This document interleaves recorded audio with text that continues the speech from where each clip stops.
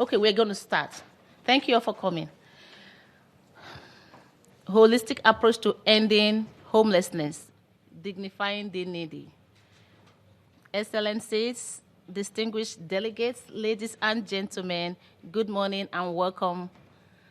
Welcome for coming to this special event. I'm thrilled beyond words to see you here at the United Nations on Valentine's Day. This is truly significant because when many are showing love to loved ones, you are here joining voices with us to advocate and extend warm love to the people in need, especially the poor, homeless individuals sleeping out in the winter without a roof over their heads and without food in their stomach. What a powerful testimony of loving sacrifice.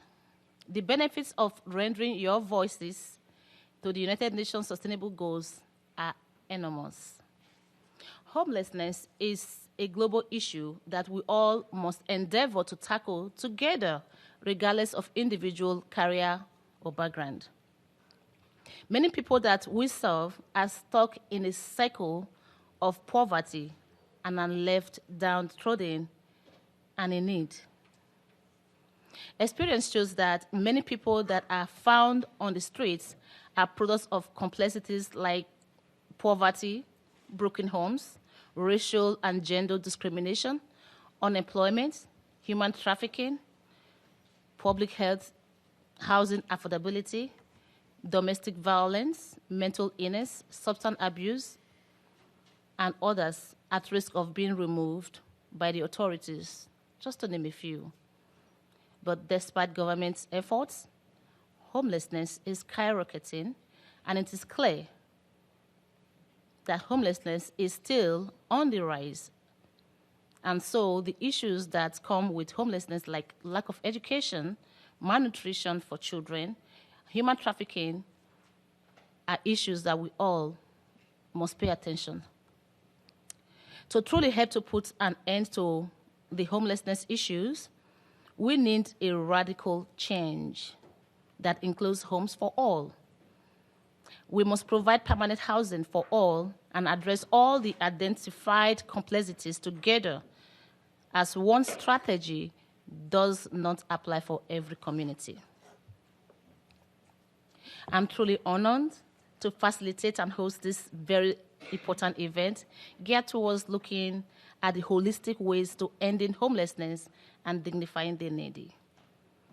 To help me to do justice to this theme, I have very talented individuals, powerful speakers, who will be joining me, who you will be hearing from, that are doing amazing work as well in their various communities worldwide. So without much ado, let us get right into the program as I welcome the remarks. As a matter of... Okay, so without much ado, I will declare the forum open, and I will give the first attention to the keynote speaker. But first, I will want to introduce him. Our keynote speaker for the day is Mr. Bhupendra Rathore. Bhupendra Rathore came all the way from India to this event, so this is really special. Mr. Bhupendra is India's #1 breakthrough strategist. He is one of the most inspiring motivational speakers, corporate trainers, and business coaches in India, as well as abroad.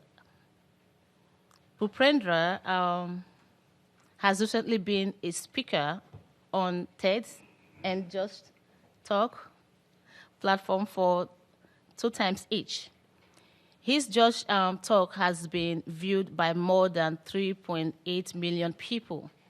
Mr. Rathore has received numerous awards, including the Most Admired Global Indian in 2019 by Passion Vista magazine. Actually, that was where we met. We both were receiving the Global Icon Award at the Hollywood Banquet Hall. Yep. in California. So here you are today, joining us at this global platform to advocate for the homeless. What a better place to be on Valentine's Day. So now we're going to be giving our attention to Mr. Aratol, who is going to be highlighting the holistic strategies to ending homelessness. And like I stated earlier, there are complexities, and these issues must be seen. We're not just going to be focusing on just one, but looking at all of these various issues that affect people and put them at the risk for homelessness to get a holistic approach to ending homelessness. So now let's give our attention to Mr. Aratol as he takes us through this topic. Thank you. Thank you so much. Can I have the PPT on, please? This one. Thank you so much, everyone. Really excited to be with you all.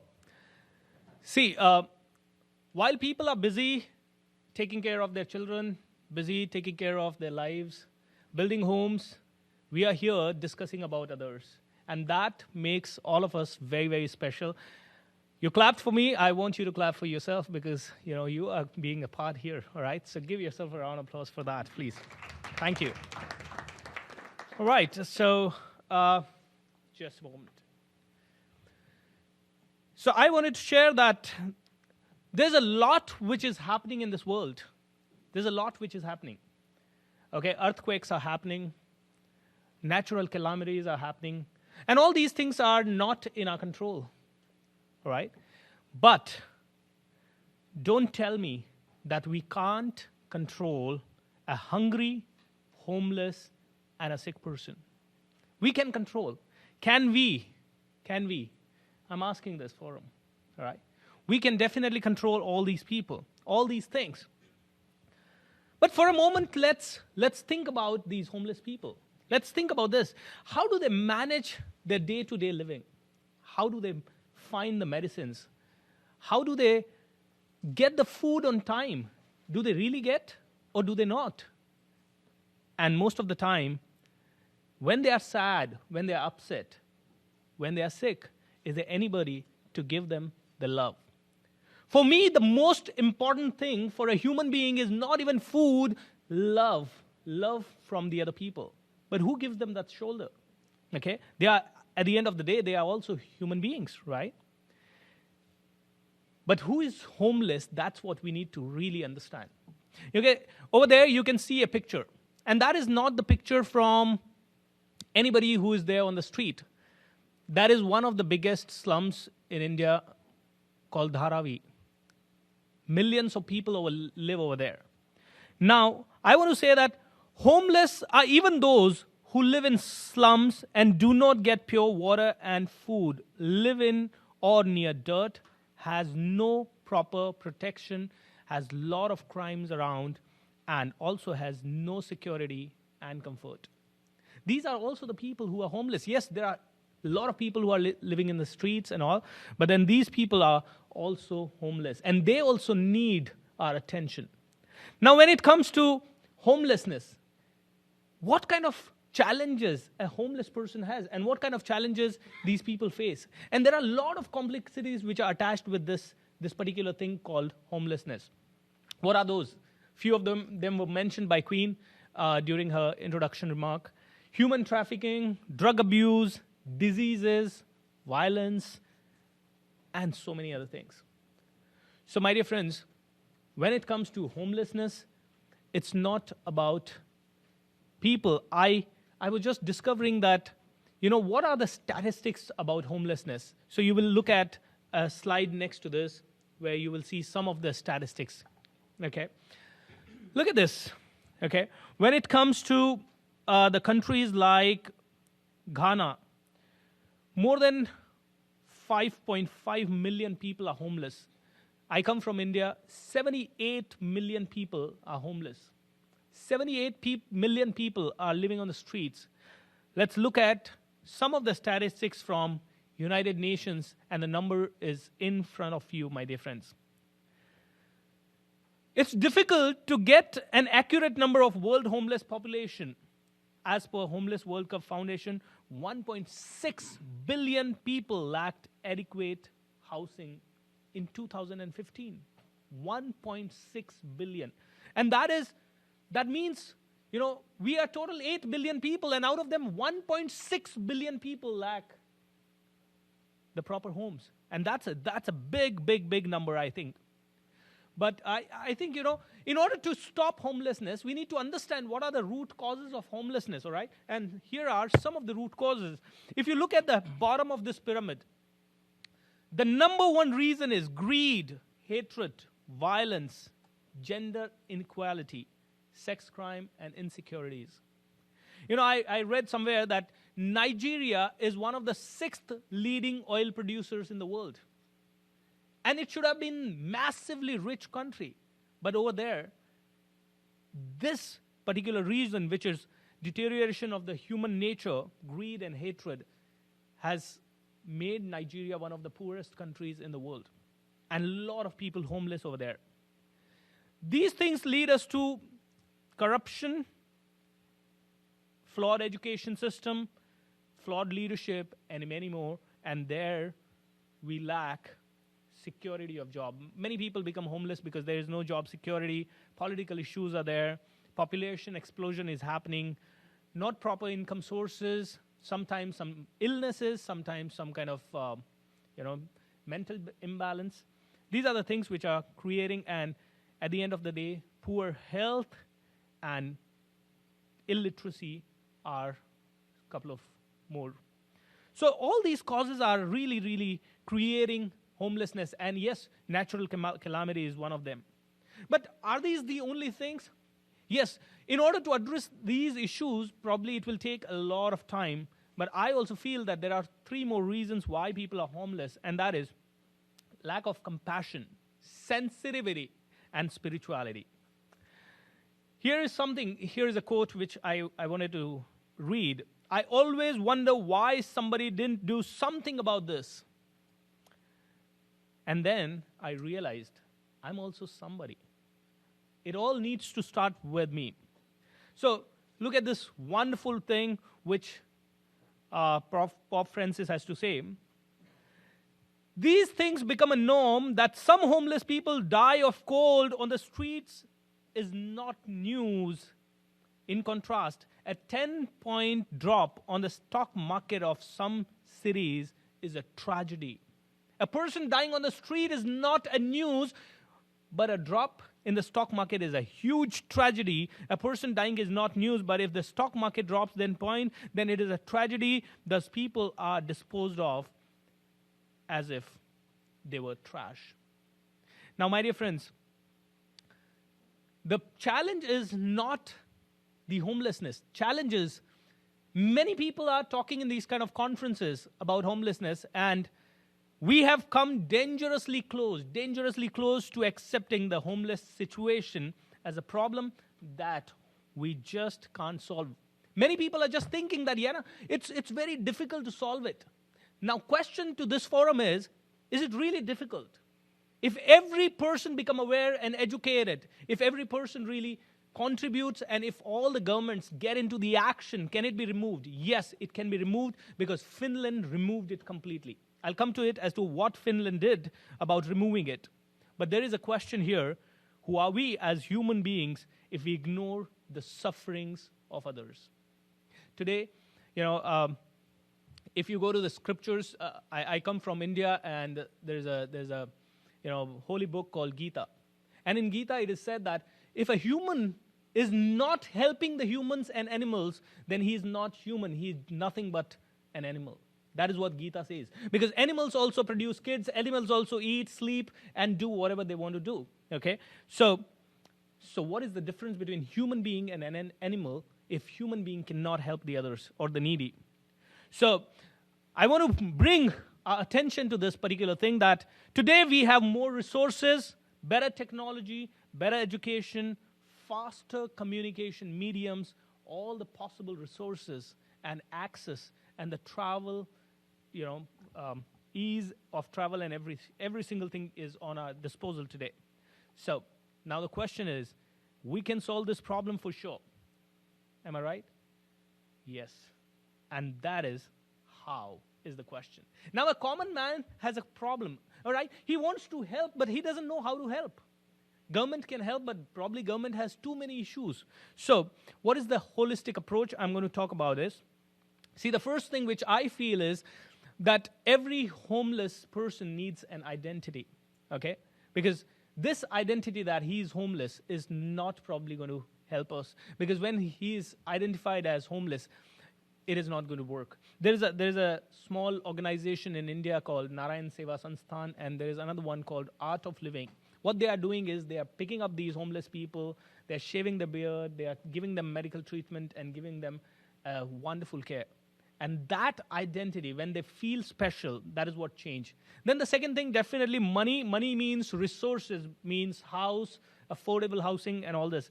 I was reading a statistics that, around 2 million people are homeless in America, and there are more than 4 million homes which are vacant.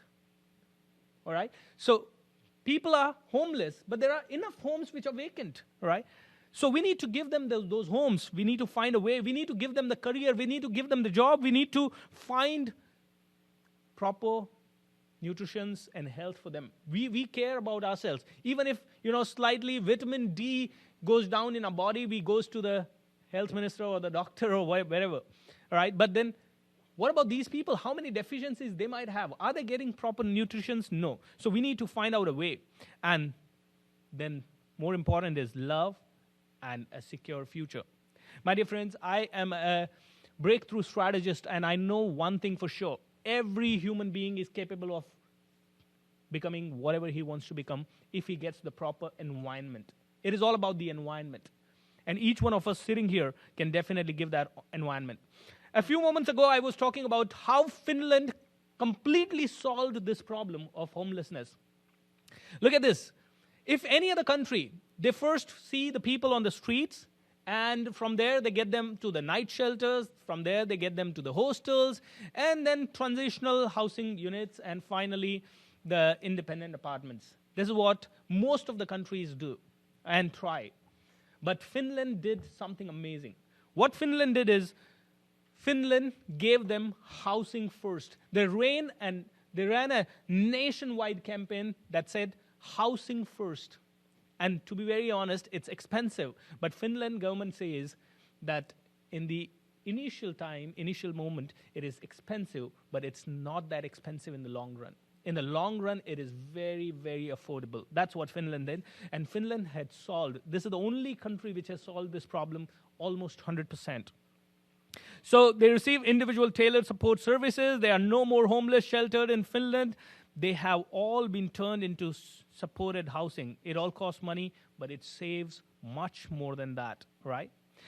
In India, our current Prime Minister, Mr. Narendra Modi, he has launched a campaigning that by 2022, housing for all across the India. In Hindi, it is called Pradhan Mantri Awas Yojana, sabhi ko ghar banane ke liye 2.5 lakh rupaye milenge. It means everybody will get around 0.25 million rupees for making the home. Okay, so that's what we have been doing, and as I said, a couple of organizations are there, and a lot of NGOs are working. But yes, government, NGOs, individuals all have to come together to solve this problem of homelessness, my dear friend. So in this slide, I would like to say that, many people living in slums, or many people are on the streets because of only major two reasons. One is the broken economic conditions and faulty government systems, right? These are the only two major things. If these two can be fixed, the problem of homelessness will be fixed. And there are n number of solutions that, yes, we need to have affordable housing, legal support, medical care, and the collaborations and global coordination. All these kind of things are needed. Apart from that, I would say, yes, a lot of awareness, a lot of educational programs, a lot of people need to come forward, but a common man does not really know how does he really help. He doesn't have a proper way. Where should he donate? He's ready to donate. Probably he may not be able to give man hours, but he's ready to come forward. But yes, NGOs like us, United Nations, and each one of us sitting here, we need to bring that awareness and get people or bring people forward. So my dear friends, In the end, I would like to say homeless should not be hopeless. Homeless should not be hopeless. Each and every person has the power to change the world. I read somewhere only 300 people are needed to change the whole world. And people like Nelson Mandela, people like I would say Abraham Lincoln, and all these kind of people have really shown it. Martin Luther King, Narendra Modi, Mahatma Gandhi, so many people are doing enough to change the world. Only 300 great people can change this situation too. That's what my belief. Thank you so much for giving me a patient hearing. I really appreciate each and every one of you. And thank you so much, GEM USA and United Nations, for bringing me to this forum. I wish this information, this message reaches to the whole world, and the whole world works on it and acts on it. Thank you so much once again. Yeah, thanks. Thank you. Yes, wow, wow, wow. I told you that is why he's India's #1 breakthrough strategist, and now at the United Nations global stage. Yes, be sure to know that this is a global stage and people are watching even as we speak. Okay, so let's move it along because time is of essence. I'm going to be giving attention to Samantha. Samantha, only because your area of focus is right here at home. Now, let's bring it home now. We've talked about, on the global stage. So I want you to just highlight some few things about what you're doing.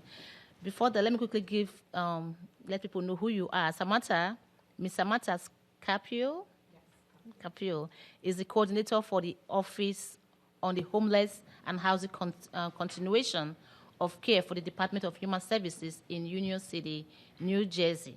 Samantha's family had experienced eviction and homelessness, which inspired her to seek higher education and opportunity. She is dedicated to working with local nonprofit organizations, government entities, and the communities to maximize resources to the homeless population. So now let's give our attention to Samantha. Thank you so much, Dr. Itua. Good morning, everyone. Again, my name is Samantha Carpio, and just to clarify, the County of Union in New Jersey oversees 21 municipalities. And homelessness is a word that is becoming all too popular, and it means more than just living on the streets under a bridge. Communities across the nation are seeing an increase in family livings in vehicles, couch surfing with friends and family, living from motel to motel, or settling in homeless encampments. There's an estimated 53,000 family households that were identified at last year's 2019 point-in-time count. Although most of the common reason why an individual is forced into homelessness is due to limited resources and lack of affordable housing, other reasons include chronic or mental health issues and substance abuse. For those individuals who are struggling with mental illness and addiction, they are often estranged from families, either because relatives were unable to care for them or because their behavior resulted in eviction from their residence. Decreased use of and availability of mental health institutions, and a belief that individuals with active mental health issues should not be treated against their will, if not an imminent danger to themselves or others, has resulted in a large number of mentally ill individuals living on the street. There is also a gap between entities that provide transitional housing and those that provide medical care that must be bridged. Many nonprofit organizations provide housing which to house the neediest people but do not have the capability to care for the people with more complex health problems. Healthcare systems that provide care for homeless individuals usually have no home to discharge them to. This is something that I come across very regularly, and it's disheartening, and often takes them hurting themselves or others to be placed in a long-term facility, securing them some type of stable housing. Establishing partnerships between health systems and housing services offers a path forward. By supporting housing providers in the community, hospitals could provide the much-needed financial support for housing. Housing providers, in turn, could help to transition patients who are chronically homeless from the hospital or street to a safer, more humane environment. This would relieve the hospitals of patients who otherwise have prolonged hospital stays that are unreimbursed, either because the patient is uninsured or because the patient is no longer acutely ill, but cannot be safely discharged. A full array of services is needed and must be included in rental subsidies. Case management, abstinence-based housing for homeless individuals, completing substance abuse treatment, mental health, and eviction prevention. Although this is known how to house homeless, it has been very difficult to bring housing programs to measure. The greatest challenge has been insufficient financial resources. Supportive housing costs differ based on local housing markets and on average cost approximately $15,000 per person per year. In the absence of federal funding, localities are struggling with alternate financial solutions. Although persons who enter affordable housing are not necessarily homeless, their low income puts them at risk of homelessness, and increasing the supply of housing diminishes the competition for existing units. Now, throughout the country, the Section 8 programs waiting lists are years long, which doesn't solve the problem now. Beyond funding, it is also very difficult to cite housing programs because of neighborhoods' concerns. No one wants an emergency shelter in their area. No one wants a transitional housing units in their area. So ranging from perceptions of increased crime and decreased property values. The current countless funding streams for constructing supportive housing projects, combined with challenges in zoning and other approvals, mean that even when approvals can be obtained, construction of new buildings is costly and lengthy. As a result, making affordable units less attractive than gentrified luxury living in the eyes for for-profit developers. Many metropolitan areas have experienced gentrification with increased loss of affordable housing, taking a once neglected building, and running down neighborhoods and transforming them over the years into something more desired. This trend is making it nearly impossible for individuals and families to afford to live in these targeted areas, forcing them to leave areas they have known their entire life. According to a 2014 analysis that was conducted by a real estate research firm, between 2000 and 2014, the median household income rose 25%, while the rents doubled at an astonishing 53%. So it's nearly as quick as what the income is raised. The U.S. Department of Housing and Urban Development considers housing to be affordable when costs exceed 30% of a family's income. Today, a livable wage for a family in New Jersey is a little over $18 an hour. With New Jersey's state minimum being currently $11 an hour, this would mean a considerable number of households are making less than what is considered livable. Of course, any challenges are many, but there is much that can be done to combat homelessness. A large part of why there is not enough funded programs is due to government agencies not seeing the results they need to prove.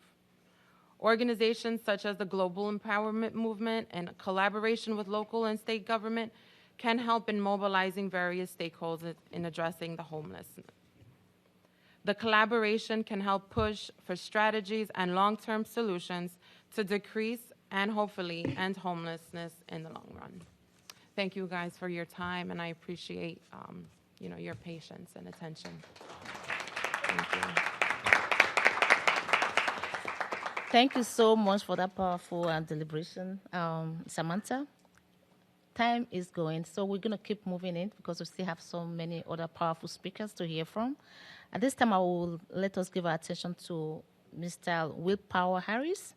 Willpower Harris is the founder of Willpower Group, which manages 3 international organizations: Willpower Consultation, Willpower Improvement Leaders, and Willpower Humanitarian Foundation, a nonprofit foundation dedicated to women empowerment, child education, and ending poverty all over the world.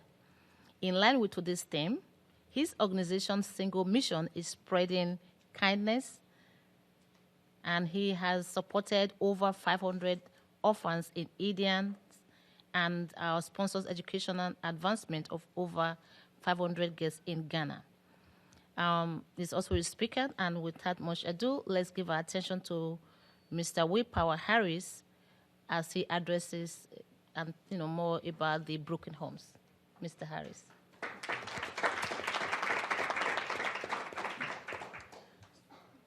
Good morning. Morning. So a question was given to me that I'll read off and then go through trying to answer it.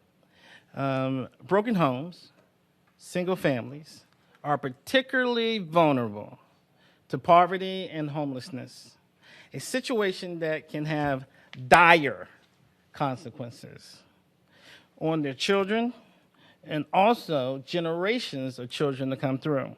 So how do we support single-parent families to address and to prevent homelessness with a special focus on at-risk youth? That was the question that was thrown out.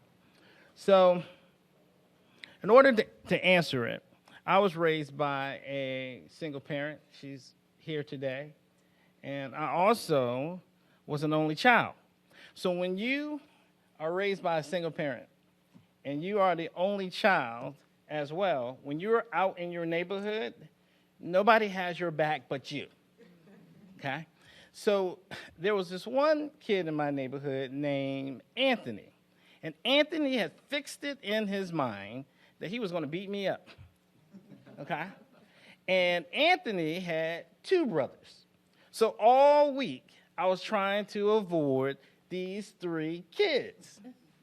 But unfortunately, before the week was out, they cornered me. And Anthony said, I'm going to beat you. So I took my finger and I drew a line in the dirt. And I told Anthony, I dare you to cross this line. And Anthony boldly crossed that line. And then I said, now we're all on the same side.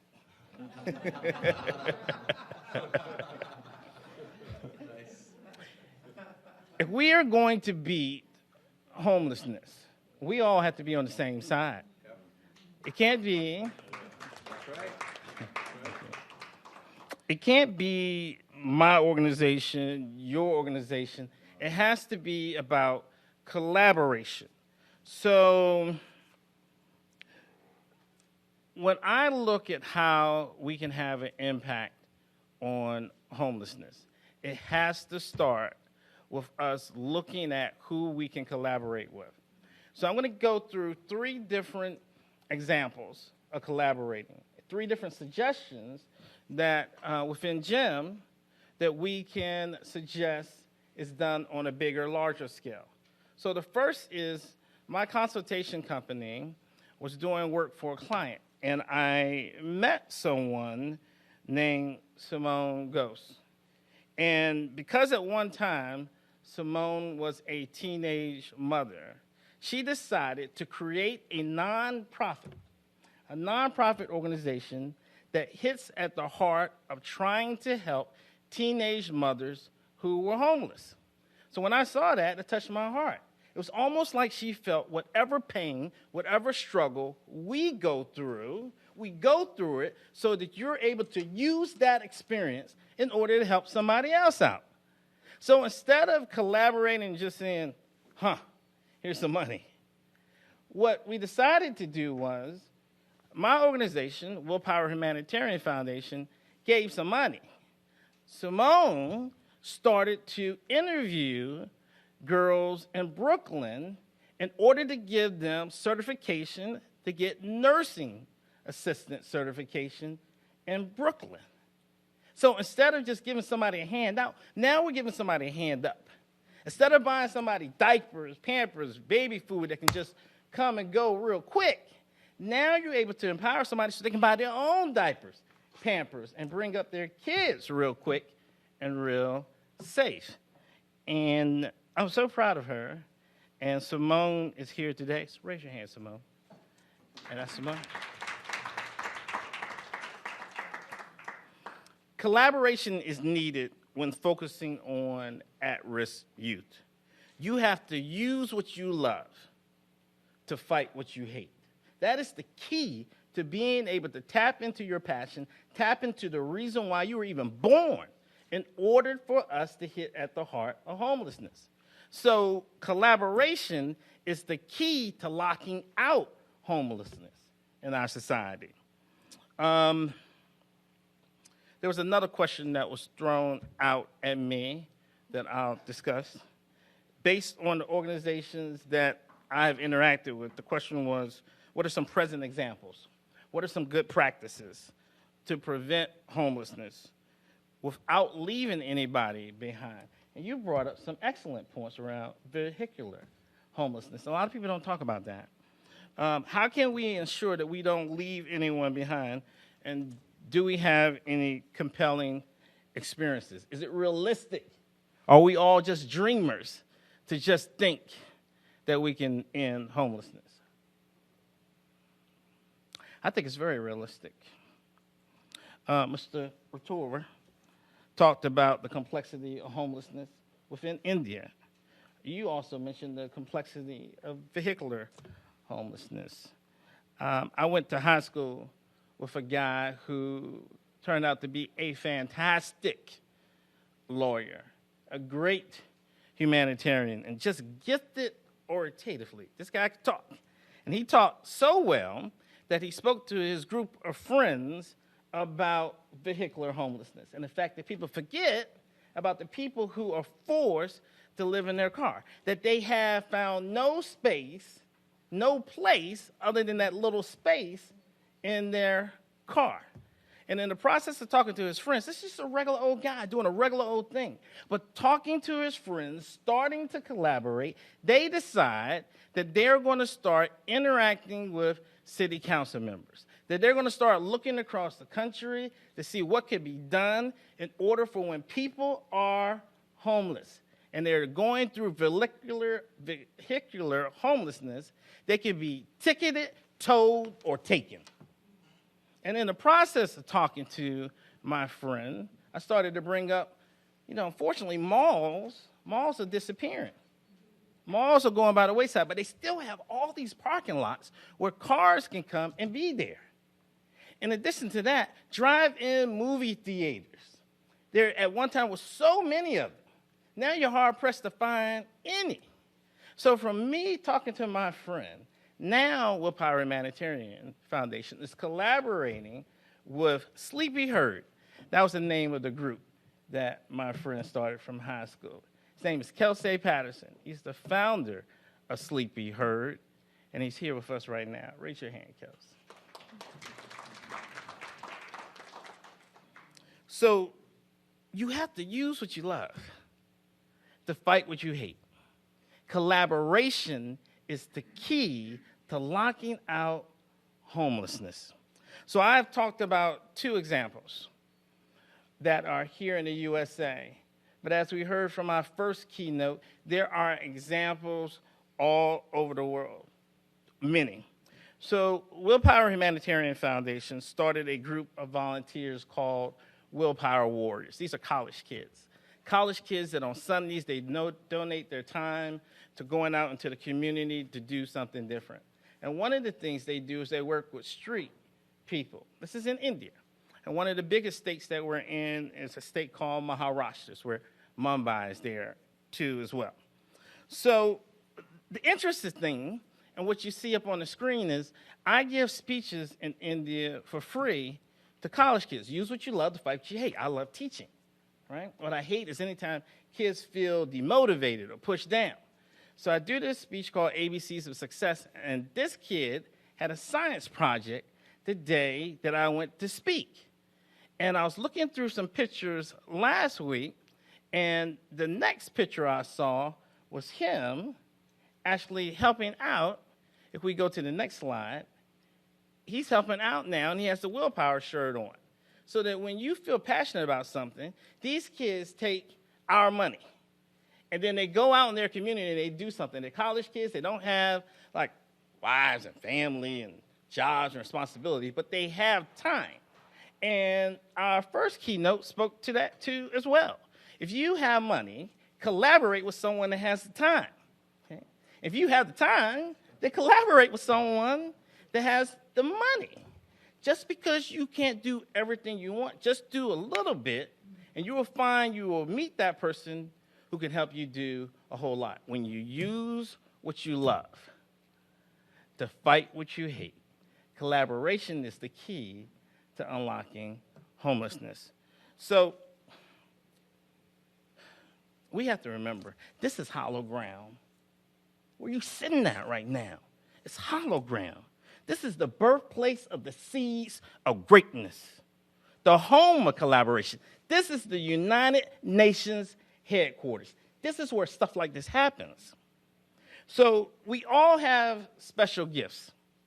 And whether we are superheroes from the Justice League of India, or if we have superpowers from the Avengers of America, we each have a superpower. And one of the superpowers you have is to use what you love to fight what you hate. Collaboration is the key to locking out homelessness. The other superpower you have is money, and that's super. You have cash. So if you can donate something to somebody in some way consistently, that's when you will see change will happen. Even in a place like India, where I heard when we first got started, oh, they're homeless because of bad karma, because of the things they did in their past life. Well, what if that person chose this station in life in order to be in this position to teach you gratitude, to teach you mercy, to teach you generosity? So if we're here, we're not starving. We're doing something to help somebody. And if we can promote that message out, these are the 3 different areas that I think that we can suggest in general for all of us to work on. Fight homelessness with education, help with vehicular homelessness, and empower youth with resources to educate. We are change. We need change, even if it's spare change. Thank you.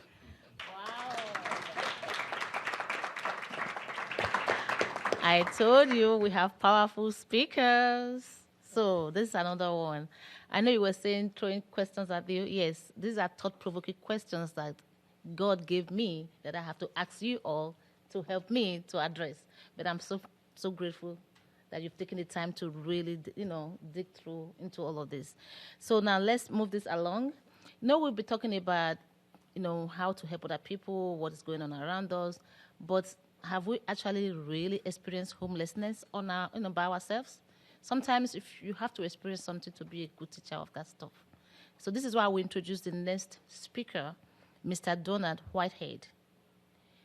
He has experienced homelessness.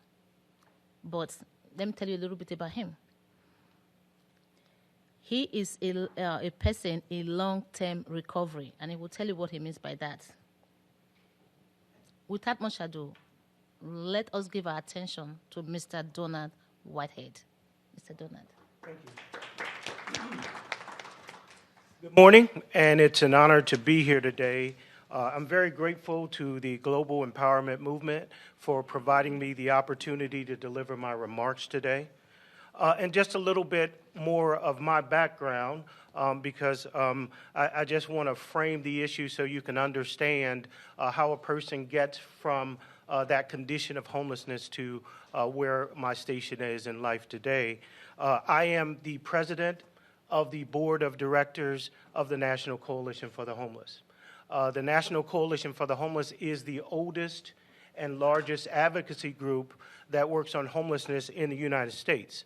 In addition to that, I am a business owner, an author, an Emmy Award winner, a husband, and a father. I've provided verbal testimony and written testimony to the United States Congress and to 4 United States presidents. I've met with housing ministers from Japan, from Brazil, among others, and I've spoken at Harvard, Penn, UCLA, Georgetown, American, Howard, and among many others. I have housed personally tens of thousands of homeless people, assisted thousands of people with employment, and directed people towards health care services, and I've stood on the steps of the Lincoln Memorial with the family of the great Reverend Dr. Martin Luther King. Prior to all of these things happening in my life, I lived on the outskirts of hope and in the metropolis of insecurity. I lived on the streets in abandoned buildings, in abandoned cars.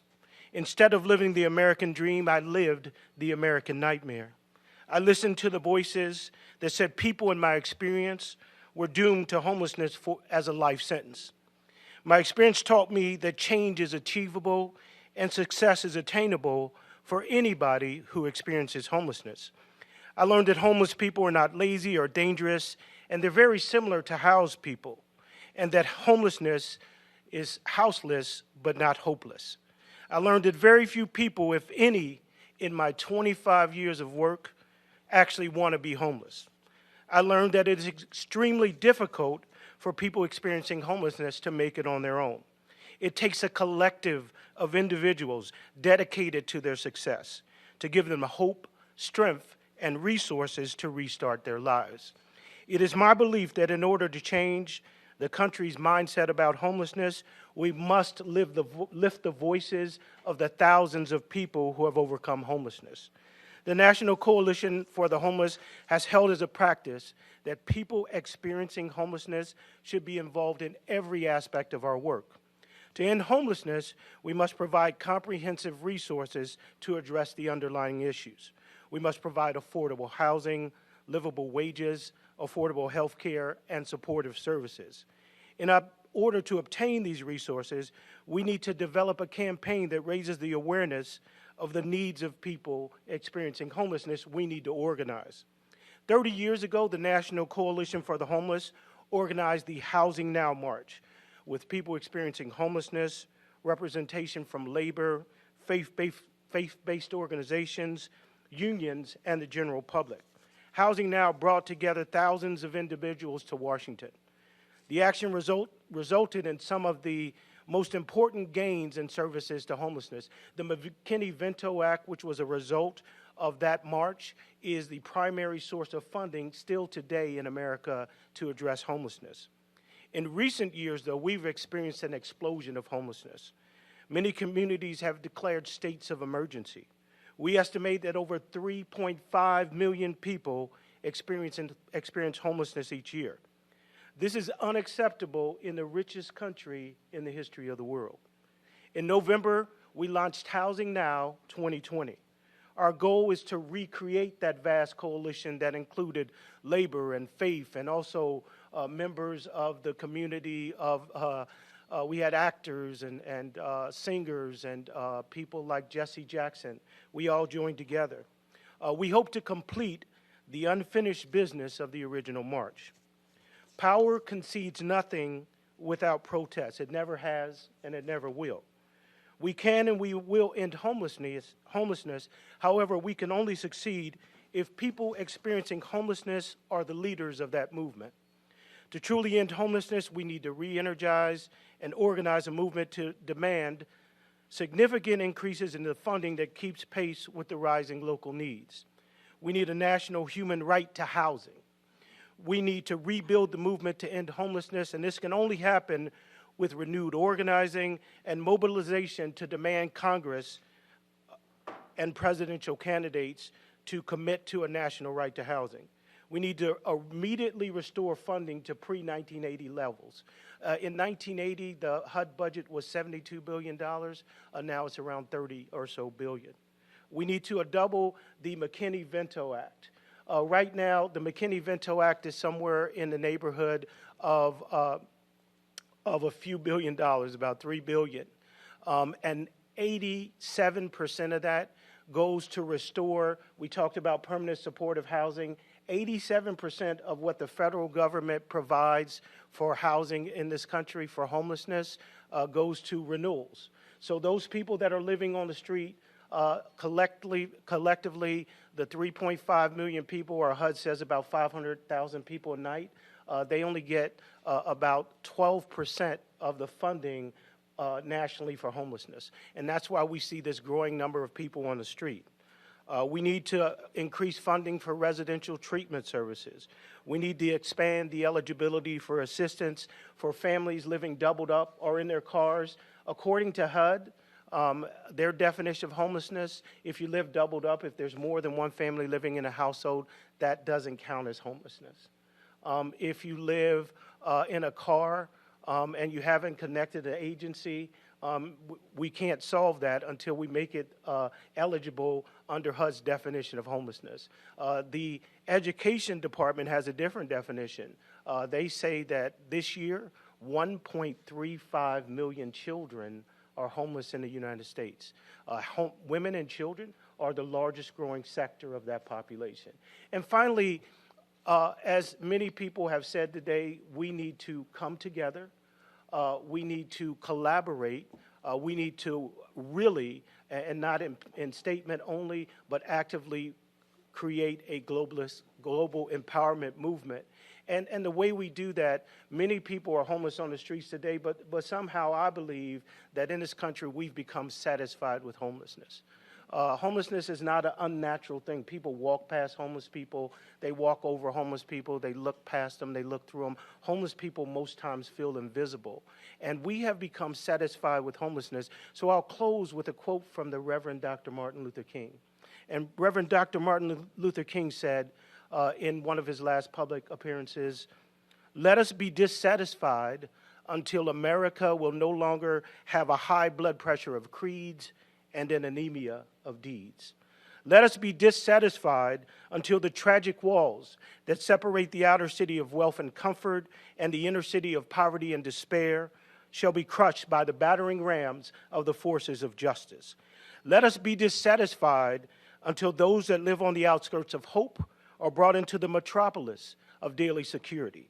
Let us be dissatisfied until the slums are cast into the junk heaps of history and every family is living in a decent sanitary home."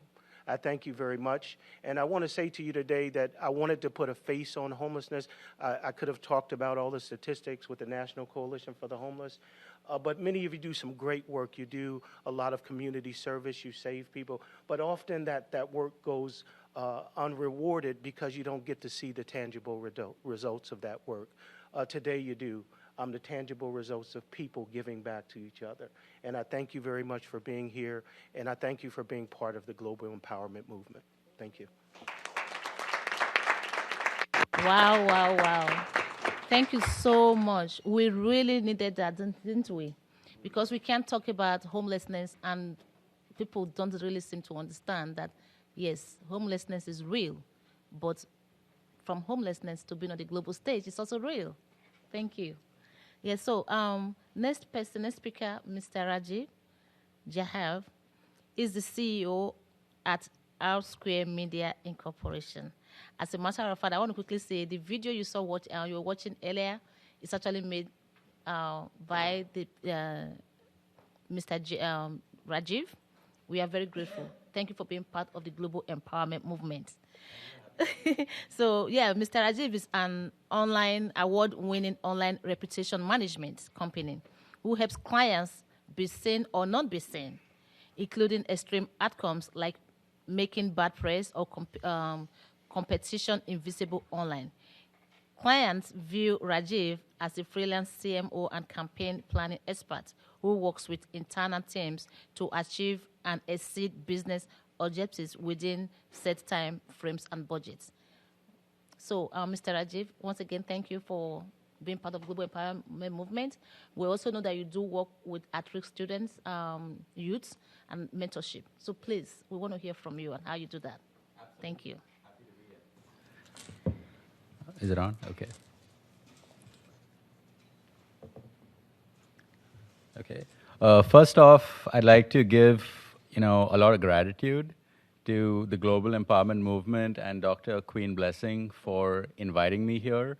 It truly is an honor, like Will said, to be here. This truly is hallowed ground. This is where policy is made. This is where the world sees. This is where the world takes notice.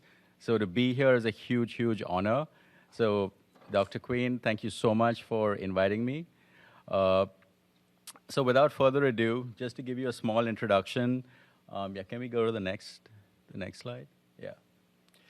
R Square Media is a award-winning reputation management company that helps clients be seen or not be seen.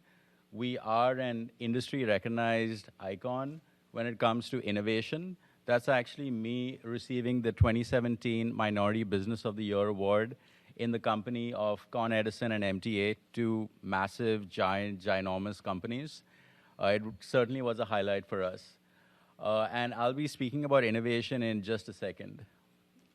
The next. Yeah, thank you. R Square Media is a future-facing, pragmatic company who's an early adopter of device-agnostic communication technologies that facilitate seamless collaboration. Some of these technology platforms are Facebook Voice, Facebook Video, Zoom, Whereby, WhatsApp, to name a few, which we leverage in service of our clients as well as our global mentorship program. So the question that was asked to me earlier was, what is the role of technology in solving mentorship, as well as how is technology leveraged in the use of mentorship, especially while working with at-risk youth? And these are two questions which I'll be addressing head-on in just a second or so. R Square Media has been a big believer in the power of mentoring since our inception back in 2012, when we launched our global mentorship program, which has been extremely popular with schools all over the US from coast to coast. As you can see, that's the map of the US, and it's filled with logos of some of the top schools in the US, all of which participate in our mentorship program. I did say global, so we have schools from India and Asia as well that are participating in our program as well. And we have a very interesting case study, which I'll be speaking to in just a moment. Yeah. Next one. Yeah. We have successfully harnessed technology to serve our clients from all over the country and the world. The R Square Media Global Mentorship Program, at present, serves clients in the US as well as in India. We are able to spend quality one-on-one time with the youth to talk to them. And we see them as equals. That's really important. It kind of goes back to a little bit what Donald said, as well as what Bhupendra said about love and consideration, empathy. So it all goes to seeing people as equals, because it all begins there. So we see, and when I say clients, I'm actually referring to the at-risk youth as clients, because they are our clients, because they come to the program and we serve them. So hence, that's what I'm referring to when I say clients. We're able to spend quality time with the youth and talk to them. We see them as equals, and they feel extremely comfortable and confident to open up and share their thoughts, their fears, their dreams, their goals with us, so that we can help them strategize ways of achieving them at the speed of thought in timeframes that they've never seen before or even dreamt of. Because the entire value proposition of R Square Media is results at the speed of thought. So that same value proposition transcends our mentorship program as well, where previously, a lot of these students are lost, they're disgruntled, they feel that nobody cares for them, they don't feel valued. But then when they come through our program and they see that we're giving them that kind of one-on-one quality attention, they really feel confident and motivated to open up and achieve their dreams. I did mention a success story, and this is that success story. So our recent success story was that of Surabhi Inani, who participated in our global mentorship program 2 summers ago. The remote internship took her from Pittsburgh to New York to Mumbai, that's in India, back to New York across 4 months. I did say it's a global program, it's remote, so this is a program that you can do from anywhere on the planet, so long as you have internet and a good camera-enabled device. Finally, when she was done with the internship program and she was interviewing, she had a very tough decision to make. And she came to me in a panic and said, Rajiv, I've done my interviewing and have these 2 offers. What do I do? What do I choose between Goldman Sachs or Microsoft? And so part of the mentorship program is that we really know our candidates really well. We know their personality, we know their tastes, their habits, their preferences, what they want, what they like, their drivers, their triggers, things like that. So working with Surabhi, I knew that she was a very chill, laid-back person. And she wanted to be in technology. She was learning Python and AI and React and things like that. And she also wanted that mythical concept of work-life balance. So that's something that she wanted, and the choice was then really obvious. It's been 2 years now. She's at Microsoft, and she's extremely happy with her decision. And she was recently interviewed in a national daily in India, The Hindu, which has a daily readership of 3.2 million people, in which she says that her time at R Square Media was critical and pivotal in helping her making the right decision at the time when she needed it the most. So that's as far as the success story that I was mentioning. R Square Media has, for a long time, partnered with the New York State Department of Labor, as well as the government of Nassau County, that's on Long Island here in New York, while engaging with at-risk youth through our mentorship program. Partnering with GEM will allow us access to serve more populations, more people, more families across Africa, as well as Asia, as well as here in America, thanks to the aforementioned technology platforms that I shared with you earlier. And more importantly, the global empowerment movement can truly help us because of all those relationships that they have cultivated over the years with both governments as well as NGOs and organizations. So those relationships truly are invaluable. So GEM truly is the doorway, the portal for us to serve more people. And again, Dr. Blessing, thank you for this opportunity. As far as GEM, I highly recommend that everyone partner with GEM, support GEM. The link for their fundraising campaign is on the slide. You can also check it out by going to their website, clicking on the support and donate button. It'll take you right there. It's very simple to do. And yeah, the next one. Yeah. We're here in New York, so I think it's very relevant to say that we're extremely bullish on mentoring as a route to helping and alleviate homelessness in some degree. I'll close with these thoughts of motivation and upliftment. Life is like an egg. When it breaks from the outside, life ends.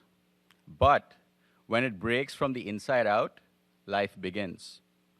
Great things always begin from the inside. There is greatness in each and every one of you. And it's about time you let the world know. Thank you. Much, Mr. Rajiv. That's another powerful one, speaker. And the time is fast spent. We're going to have to rush through some other few things we need to talk about. Please be mindful of this. We're going to give at least, let's say 5. We have about, actually, time is up, but let's give us 5 more minutes. I'm sorry about that. That is what happens when you have a lot to say. So Mr. Jet is going to give, Jet, please, yeah. He's a singer, songwriter, producer, and the founder of Believers Today, a non-profit organization to uplift the hearts and souls of those in need due to disaster and unforeseen situations. Mr. Jeff is also an award winner, President Obama Lifetime Achievement Award, and many others. So please, let's give our attention to Jet Edwards. Thank you so much for having me today. It seems that everybody already knows the complications of homelessness and what causes homelessness. So I'll get right to the point of what Believers Today does. We are a music outreach organization that specializes in trauma healing, emotional care, and combating homelessness. Now, the way that our approach to this is basically two factors, spiritually. That is one thing that we have to have. We work with homeless people dealing with from the Salvation Army, to other different organizations worldwide. And one thing that we found is that, you can give a person therapy, you can give them all this treatment, but until you put God back in their lives and restore their soul and restore their dignity, it's not going to work. That's why we have a lot of problems with drug abuse, different substance abuse, those type of things, and they want to just, throw therapy on this. It's not working. But when you put spirituality, because that's what we are, unless, hey, you can eat as much as you want to eat to feed the body, but what about the soul? Who's going to feed the soul? And after it's all over and said and done, the body turns to dust and the soul has to pay the price. So that's what we deal with. And fortunately, I've been able to have a long-term partner, and as I have been traveling and doing concerts and many different things, I started working with veterans. That is the soul of our mission, to actually restore the dignity and with veterans, because I just can't understand why we don't have more opportunities for our veterans. And so one of the things that we do, we have a factory in South Korea and Vietnam where we actually manufacture fabricated homes.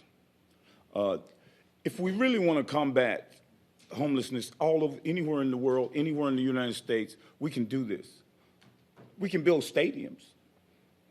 We can build monuments. We can build things that cost billions and billions of dollars. You know why? Because it's an investment. We get that money back. But when you look at homelessness, we look at it at a point of, oh, well, I don't want to deal with this because how am I going to get my investments back? And one thing I've been privileged to have access to recently is a partner that is someone that is partnering with us who actually deals with the investment and actually cares. Because when I was investing my money, who don't want their money back when they invest it? Who doesn't? Who doesn't want your money back? When you invest money, raise your hand if you don't want your money back. Okay.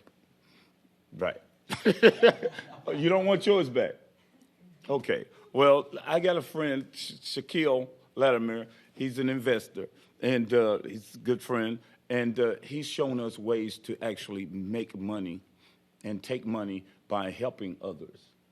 And that is what we're doing today. We're starting a new organization, and we're actually buying property and working with Ozone, the opportunity zones throughout North Carolina, South Carolina, Georgia. And that's one of the things that GEM is partnering with us on.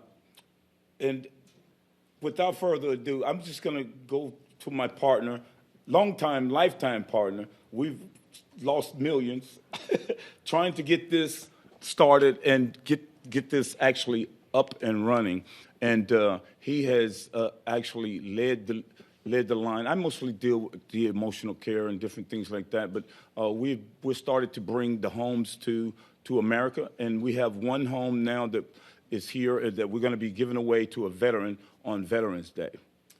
Yes, and I would like to introduce my friend, Home Stoner, and partner. I'm going to make this very short. I'm the chairman and founder of the International Chamber of Commerce. We have offices in 22 countries and 500,000 small companies as our members. And I've been doing this for almost 40 years. And through our due diligence, we've discovered a lot of things about homelessness and a lot of things about how to solve a lot of these issues. And you'll see when we throw up this short video that when we can make these things in a week, 5 days, 7 days. We control 70% of the fabricated steel of the planet. So what we basically have done is created a closed-in economic system where we can create communities of up to 1,000 homes at a time within 1 month, okay? These houses are 50% cheaper than wood or concrete. So speed to market is the greatest thing when you're doing mass housing. And you guys know, and I have to tell you, I really, really appreciate your love and your compassion for your fellow man, because I feel it, okay? I've been doing this my whole life, and I feel it. In this room, I feel the love and compassion. We have the tools. We have the solution right in our hands. So what we're doing with my able partner there is going to across the United States, finding these depressed areas, putting in assembly plants, making these homes for the local community, creating jobs, creating local economies of scale, and changing the entire perspective of homelessness in this country. And we feel that this is the solution. Thank you very much. So as you can see, this is where Thoughts Out Forum. Thank God I've really worked hard connecting with these able-bodied men and women, and I'm going to introduce another woman now, Safi, who's part of our team as well, Global Empowerment Movement. We are actually doing the work, and we want to do more. So this is why we're partnering with you all to take this to the next level. So Safi, I will let you talk about Global Empowerment Movement shortly. Just let people know how they can be part of this. Okay, thank you so much. All right, so first off, I would like to just thank Dr. Queen Blessing. As you all know, she is our founder for Global Empowerment Movement, which serves the unprivileged and marginalized people in need of homelessness, as she provides leadership to women, youth, and needy families. Dr. Queen Blessing is dedicated to empowerment services. She uses her educational and empowerment books and films to address public health issues, including gender equality, human trafficking, and poverty, and eradicating, etc. Dr. Queen Blessing is a multi-award winner. She is a recipient of the President Obama Lifetime Achievement Award for Excellence in Service. So, by a round of applause, please.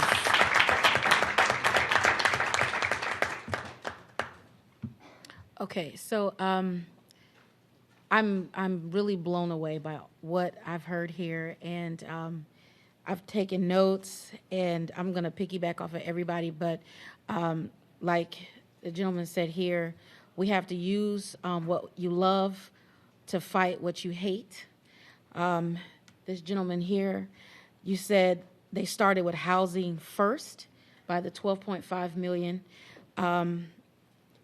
The collaboration, the 3 parts, fight, help, empower, locking everything out, the waiting game here with how the system is set up. It all comes down to a collaboration, but at the end of the day, we have to find the resources, and that's the only way. And I don't even know how this happened. I mean, amazing. Because we're sitting here, how can we do this? How can we get the homes? How can we get the housing? It's sitting right here in our laps. But we need the funding, and that's the main goal, because like they said, housing first. So we have systems in place, but it's housing first. So if we can get that together first, then everything else will fall into place. And it starts with donations, people coming together globally. I've gone to Nigeria, and the homeless rate, everything is, it's sad. It's sad. It just brings tears to my eyes. And we need resources, and we need I can't stress it enough. We need funding. We need support, volunteers, just everyone come together as a collaboration, like you said, and help the GMUS project go forward. So I had a lot of other things to say, but I know we have to go. But just working together, collaboration, we cannot wait to work with each and every one of you in this room, so that way we can make it possible to stop homelessness, or either put an edge on it, put a curve on homelessness in America, as well as on a global aspect in other countries. So thank you all again for allowing me this opportunity. Thank you, Ms. Blessing. Everyone in here, you have inspired me to push forward to do more in my community as well. So thank you so much. Thank you, Safi. Safi is going to be the one liaising with all of you, with me, on Global Empowerment Movement and the homeless shelters that we plan to set up here in the United States and in Africa and across the globe. We have, of course, in Asia and other developing communities where help is needed. So we are here to serve. So now, I just want to call every one of us to action, because,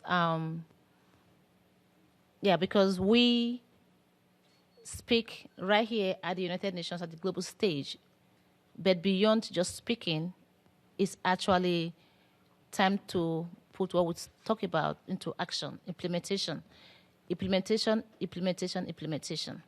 We cannot stress that enough. It's not enough to just come, speak, and go. We must follow this with action. So I am very grateful that I have all of you here with me on this journey. And Safi, like I said, will be liaising with each and every one of us on how we move this forward. We have the homes from Mr. Holmes is here. We have the funding, how we can get the money. You can invest your money. Donate. Sponsor, invest. You get your money back. We'll let you all know how you do that as well. So now, call to actions, individual role in dignifying the needy, because the topic that God gave me that I wanted us to talk about is holistic approach to ending homelessness. And then he also asked me to put the word dignifying the needy. So that is the campaign, dignifying the needy. So we know there are tons of people that need help in our community, and Global Empowerment Movement is willing to work and partner with each and every one of you to dignify our people. So it starts with each and every one of us. We have the solution. It's right here. We are the solutions. And I'm the author of the book, We Are the Blessings of Africa.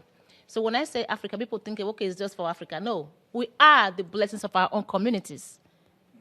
How about that? So we are the blessings of our own communities. We are the blessings of our own people.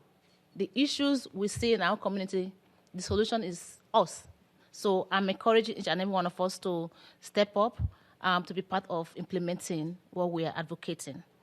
So after this, as a matter of fact, before I close, I want to bring somebody else in to speak briefly, Ms. Ying. Ms. Ying is being one of our partners as well. So can you please talk about peace, talk about love, talk about all of this. We all need all of these various aspects to come together in a holistic way. Thank you. Thank you. Good morning, everybody. My name is Yiling Li. I'm UCT Culture Center president, which is just a half block from 44th Street. We organized a lot of event in this room. So this rooms I know very well, but I'm very appreciative. Doctor give me this good chance to introduce myself, and because the time is very limited now, almost end. So I'm just do short. For today's project, you see that every night around the UN they have a lot of homeless. So I'm walk down when I have a little money, I give to them. So this winter, one of organization and they come to me say, "Oh, can you help us?" Then I help them. They also help the homeless. They bought the blanket for the homeless. So I thought this is a good idea. I bought a lot of 80 piece blanket to give around the UN homeless. One of the ladies is 77 years. And she's pretty healthy. She's sleeping on the street, close to the store class. So, I feel so touched. And every day I'm past her, she's taking the notes. I said, "What are you doing? You're homeless, and you're 77. Oh, I plan to my tomorrow schedule. And she's very educated. I said, "Why you don't go to, shelter? There's a lot of shelter." So, and she said, "Oh, shelter is no good." So I think it's not only homeless, they don't have money. The thing is we also fix the systems, governance systems. I already heard different homeless. They say that they want freedom. They feel like shelter have some problem and fight this, that.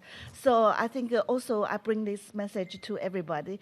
But today, my main issue is introduce, you see all of red calligraphy is by the famous calligrapher, world leader calligrapher, Professor Li Guodong, who he is my father. I'm very proud of him. Thank you. And this year, he's 80 years already. He did exhibition in the United Nations, even this building, 112 times exhibition. And past the UN Secretary General, Mr. Ban Ki-moon, and his wife. And 2016, and the Secretary Guterres also served at the office, saved his happiness. So which is the second one. You say the happiness. So we deliver the message is love. From the first one is UN 17 goal. UN 17 goal. And the second one is love. Today is Valentine's Day. So we carry a lot of love in this room. We love each other. We support each other. And the third one is friendship. And the number 4 is peace. Number 5 is happiness.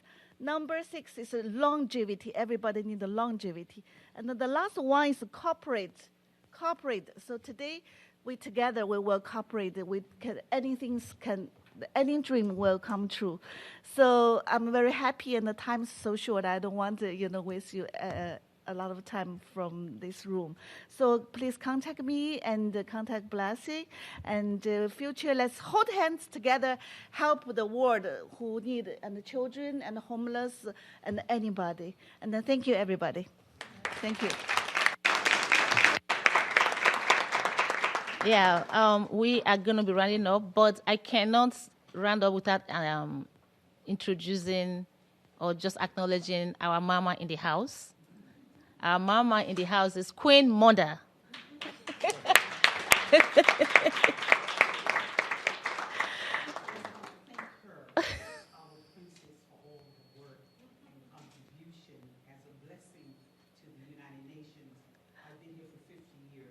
As a humanitarian, so we have a blessing of our queen here. Thank you. Thank you, Mama. There you go. You see, Mama. She's blessing all of us. That's what she does for over 50 years. Thank you, Mama. Always a blessing to have you. I know we have a few people that want to speak, but our time is actually been overspent. So I don't want to make anybody angry, but I need to be professional as well, because it's supposed to end at 11:15. It's now 11:36. Sorry, I forgot one important part, is that we carry the happiness message for the whole world. So today I also bring one happiness for our main host, for her, and I wish everybody happiness. And this happiness hold also in our Secretary General Guterres office. Wow. And a lot of ambassador embassy office have this happiness.